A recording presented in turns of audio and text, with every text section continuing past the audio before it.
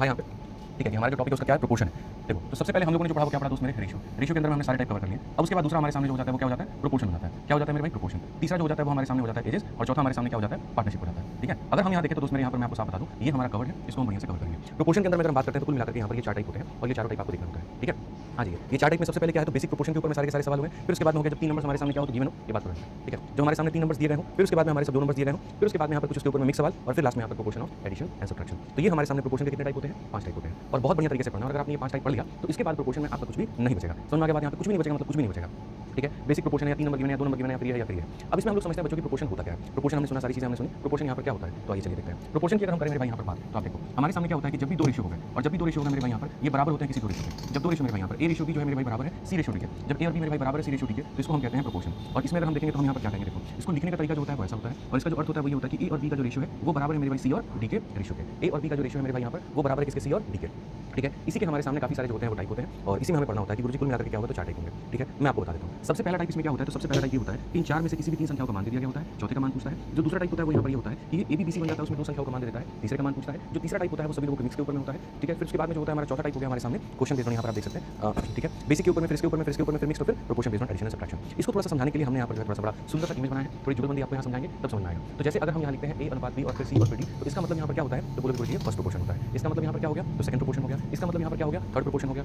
इसका मतलब यहाँ पर क्या हो गया तो फोर्थ प्रोपोर्शन हो गया। ठीक है, when 2 ratios are equal it is called proportion. और मैं गारंटी कहता हूँ कि जिस तरीके से मैं आपको प्रोपोर्शन पढ़ा दूंगा ऐसा प्रोपोर्शन कहीं पर भी नहीं दिया गया होगा। ठीक है, इनफैक्ट जिस तरीके से हम आपको क्लास में क्वेश्चन करवा देंगे ऐसा मेरे भाई कहीं पर भी आपको नहीं दिया गया होगा। नहीं दिया गया होगा तो नहीं दिया गया, मैं आपको इतना बता दूं। तो इसको बढ़िया से देखिए एकदम डेडिकेशन के साथ में, ताकि जो है आपको यहाँ पर फायदा हो पाए। अब अगर मान लीजिए एग्जांपल हम देते हैं एबीसीडी का 2 अनुपात अगर 3 है और यहाँ 4 अनुपात अगर 6 है, तो मेरे भाई यहाँ पर जो होगा क्या होगा तो आप देखो दोनों की दोनों आपस में जुगलबंदी हो गई है, यानी दोनों बराबर कहलाएंगे। ये भी 2 और 3 के अनुपात में, और यहाँ से भी काटेंगे तो क्या हो जाएगा, ये भी 2 और 3 के अनुपात में।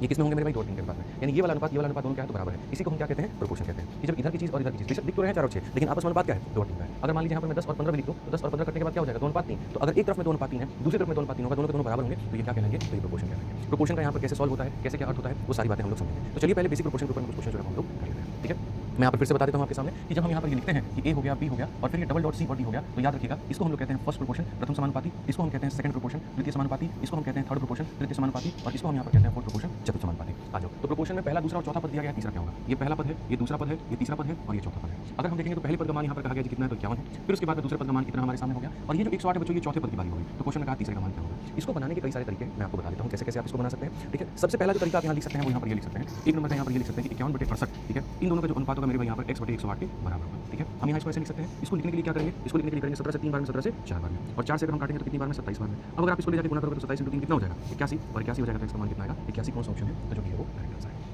सभी लोग जो बता रहे हैं बिल्कुल सही उत्तर बता रहे हैं, कहीं पर कोई दिक्कत की बात नहीं है। तो जो भी होगा वो क्या होगा करेक्ट आंसर होगा, बी होगा वो क्या होगा करेक्ट आंसर होगा। ठीक है, आज चलिए अब इसको और मेरे भाई यहाँ तरीका क्या, बीच वाला जो है वो देखो नहीं चल रहा है। ठीक है, अब अगर हम देखेंगे यहाँ पर तो और इसका तरीका क्या है, देखो हम एक काम करते हैं इन दोनों का अनुपात देखते हैं। अगर हम इन दोनों का अनुपात देखेंगे तो हम कहेंगे कि 3 अनुपात क्या है 4 है। तो अगर ये 3 और 4 के अनुपात में है तो ये गारंटी कहता हूँ ये भी क्या होंगे तो 3 और 4 के अनुपात में। तो आप ऐसा कह सकते हो सर इसका कितना गुना है, 27 गुना। और अगर 4 का 27 गुना 108 है तो सर 3 का 27 गुना कितना होगा, 3 का 27 गुना 81 होगा। हम इसको ऐसे भी बोल सकते हैं। किसी भी बात को बोलने का या लिखने का अलग अलग तरीका होता है, आप उसे समझिए। अगर ये 3 और 4 के अनुपात में है तो ये भी 3 और 4 के अनुपात में होंगे। 4 डबल होगा तो 3 डबल, 4 5 गुना होगा तो ये 5 गुना 4 10 गुना होगा तो ये भी 10 गुना। ठीक है, आज ये बच्चों चलिए नेक्स्ट क्वेश्चन की बात करते हैं। अगला सवाल हम यहाँ देखते हैं क्या कहा गया है। एक प्रोपोर्शन में हमारे सामने कितने पद होते हैं तो बोलोगे गुरुजी 4 पद होते हैं। प्रोपोर्शन यानी समानुपात में 4 पद होते हैं। पहला, दूसरा और चौथा पद दिया गया है। यहाँ पर ये हमारे सामने 45 है, ये हमारे सामने 60 है और ये हमारे सामने 120 है। कहा गया तीसरा पद यहाँ पर क्या होगा। अब देखो इस सवाल को बनाने के मेरे भाई यहाँ पर 2 तरीके हैं। आदित्य दत्त 198 क्वेश्चन करा दो, पहले जो पढ़ा रहे हैं चुपचाप वो पढ़ लो। ठीक है, ज़्यादा तेज ना बनो, शांति से चुपचाप पढ़ लो। ग्रुप हमारे पास में डाउट ग्रुप, अपने डाउट ग्रुप में क्वेश्चन 198 पूछ सकते हो, यहाँ हल्ला करने की जरूरत नहीं।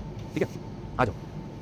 जब पढ़ाते हैं तो ध्यान रहता नहीं है, बाद में हल्ला करना सीख जाते हो। आज चलिए मेरे भाई यहाँ पर तो इस सवाल को अगर हम देखें तो यहाँ पर क्या है, जहाँ पर बनाने के कितने तरीके हैं, कैसे कैसे रिलेशन होता है। अगर हम पहला तरीका मेरे भाई यहाँ पर देखें तो जो पहला तरीका है वो यहाँ पर ये करेंगे 45 और 60 का मेरे भाई जो अनुपात है वही हमारे सामने x और 120 का होगा। तो यहाँ से अगर हम 60 से काटेंगे 2 बार में तो जाकर के मल्टीप्लाई होगा, और मल्टीप्लाई होगा तो x का मान कितना होगा तो 90। तो यहाँ पर इसका मान कितना होगा तो 90। कितना होगा मेरे दोस्त यहाँ पे तो 90। ये हो गया पहला तरीका। आज ये चलिए अब दूसरे तरीके की बात करते हैं कि दूसरे तरीके से हम इसका आंसर कैसे दे सकते हैं। तो वो देखो दूसरे में मेरे भाई यहाँ पर होता है इन दोनों में जो संबंध होगा वही संबंध इन दोनों में भी होगा। ठीक है, अब बोलोगे गुरुजी यहाँ पर ये कैसे पता चलेगा। देखो इन दोनों में यहाँ पर क्या संबंध है, इन दोनों में यहाँ पर ऐसा है कि जैसे 15 से ये 3 और 4 है कि तुम अगर 4 हो गए तो हम 3 होंगे, तो वैसे ही मेरे भाई यहाँ पर इन दोनों में भी संबंध क्या होगा 3 और 4 का ही होगा। अगर इन दोनों में 3 और 4 का संबंध है तो इन दोनों में भी 3 और 4 का संबंध होगा। आप ये कह सकते हैं कि 4 का मेरे भाई यहाँ पर 30 गुना, 4 का 30 गुना कितना है 120 है, तो 3 का 30 गुना कितना हो जाएगा तो 90 हो जाएगा। तो इस तरीके से भी आप इसका आंसर दे सकते हैं। तो आंसर क्या निकल कर आएगा 20 निकल कर आएगा। आंसर क्या निकल कर आएगा मेरे दोस्त यहाँ पर 20 निकल कर आएगा। ठीक है, अब जो तीसरा तरीका है यहाँ पर वो आपके सामने क्या है। देखो पहला तरीका भाग करके देख लिया, दूसरा जो संबंध इन दोनों में वही संबंध इन दोनों में। अब जो तीसरा तरीका है वो मेरे भाई यहाँ पर क्या है। तीसरा जो तरीका है वो ये है जो संबंध इनका पहले और पहले के साथ होगा वही संबंध इसका दूसरे का दूसरे के साथ होगा।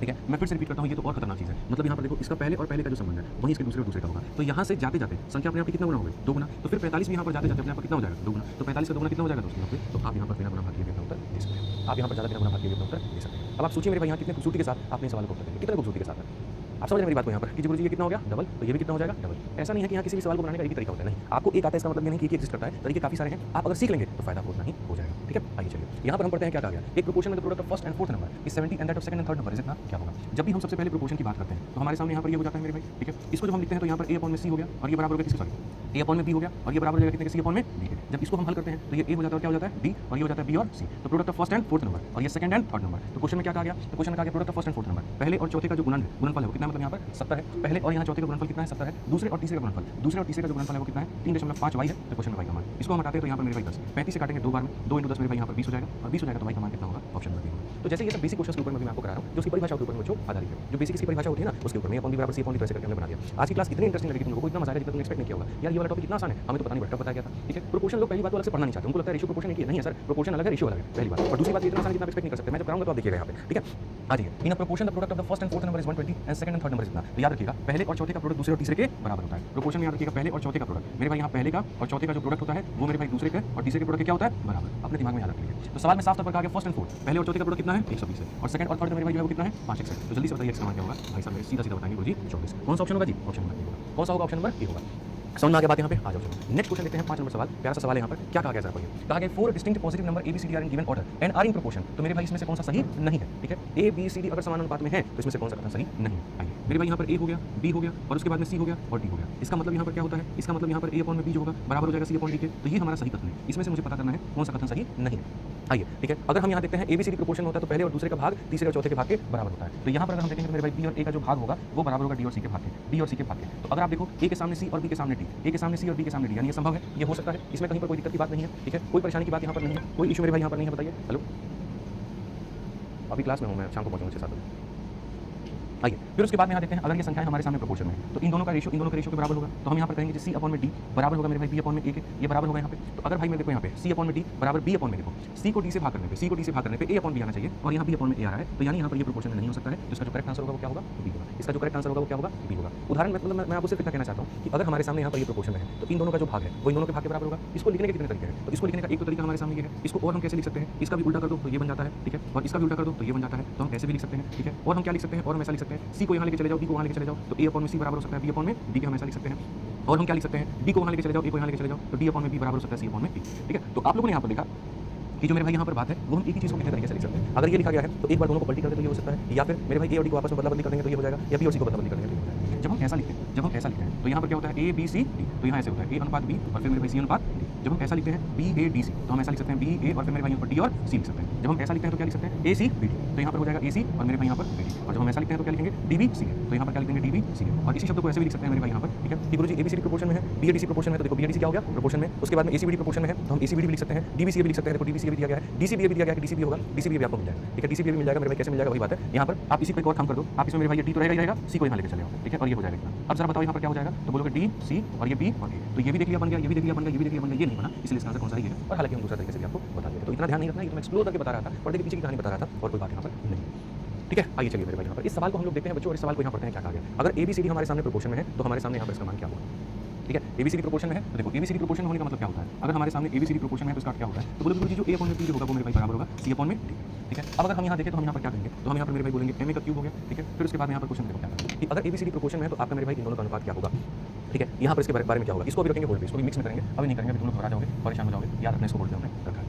ठीक है, चलिए मेरे भाई यहाँ पर अब एक और सवाल आप यहाँ देखिए, और ये आपका अंतिम सवाल है। फिर उसके बाद में जो ये बेसिक प्रोपोर्शन की बातें होती हैं ये हमारा हो जाएगा खत्म, और फिर उसके बाद में हम चलेंगे टाइप नंबर 4 में। ठीक है, आइए सवाल को हम लोग पढ़ते हैं और तरीके से मेरे भाई यहाँ पर हम लोग इसको देखते हैं। सवाल में कहा गया 4 distinct positive number A B C D are given order. ठीक है, in the given order are in proportion. तो अगर हम देखेंगे तो क्वेश्चन में कहा गया ए बी सी डी हमारे सामने क्या हो जाता है, प्रोपोर्शन में हो जाता है। बी हमारे सामने 35 ज़्यादा है ए से, अगर हम देखेंगे तो बी हमारे सामने ए से कितना ज़्यादा है, तो मेरे भाई 35 ज़्यादा है। ठीक है, डी जो है वो 60 ज़्यादा है सी से, डी जो है मेरे भाई यहाँ पर इससे कितना ज़्यादा है, तो गुरुजी 60 ज़्यादा है। उसके बाद में प्रोडक्ट ऑफ ए और सी हमारे सामने इतना है, तो साफ तौर पर कहा गया सबका सम कितना। ठीक है, अब देखो जैसे क्या होता है बेसिक क्वेश्चन की तुम लोगों को मैं मना नहीं करता हूँ कि बेसिक क्वेश्चन नहीं पढ़ने चाहिए, लेकिन अगर कुछ आउट ऑफ द बॉक्स आ जाए तो हमें वो भी करना चाहिए। इस बात को आपको ध्यान रखना पड़ेगा, इस बात को आपको समझना पड़ेगा। तो यदि अगर हम सवाल में करें यहाँ पर, तो जैसे हमारे सामने बच्चों 4 नंबर दिए गए हैं। ठीक है, ये से मेरे भाई यहाँ क्या है 35 ज़्यादा है, और डी जो है इससे कितना ज़्यादा है 60 ज़्यादा है। ठीक है, तो यहाँ पर हम जब लिखते हैं तो ए अपॉन में क्या लिखते हैं, बी लिखते हैं, और ये बराबर होता है कितने के, सी अपॉन में किसके, डी के। अगर हम देखेंगे बी जो है वो ए से 35 ज़्यादा है, तो बी की जगह पर हम क्या लिख सकते हैं, ए प्लस 35 लिख सकते हैं। और मेरे भाई डी जो है वो सी से 60 ज़्यादा है, तो डी की जगह पर क्या लिख सकते हैं, सी जमा 60 लिख सकते हैं। आइए चलिए यहाँ पर देखते हैं, ए को सी से मल्टीप्लाई करेंगे तो ए सी आ जाएगा, और ए को 60 के साथ मल्टीप्लाई करेंगे तो 60 ए आ जाएगा। मेरे भाई यहाँ पर ए को सी से मल्टीप्लाई करेंगे तो ए सी आ जाएगा, और ये हमारे सामने 35 सी हो जाएगा। आप ए सी से ए सी को क्या कर सकते हैं, काट सकते हैं, और ए सी को ए सी से काट सकते हैं। तो आप यहाँ पर ये कहेंगे गुरुजी ए हो गया हमारे सामने, सी बट्टे में आ गया, तो वहाँ पर गुरुजी 35 हो गया, और यहाँ पर क्या हो गया, 60 हो गया। लिख सकते हैं कि नहीं लिख सकते हैं, आप लोग बताइए बच्चों, लिख सकते हैं ना। ए को हम यही रहने दें, सी को नीचे लेके आ जाए, वो 35 रहेगा, 60 नीचे। 5 से काटेंगे मेरे भाई 7 बार में, 5 से काटेंगे 12 बार में। ए और सी का अनुपात कितने का है,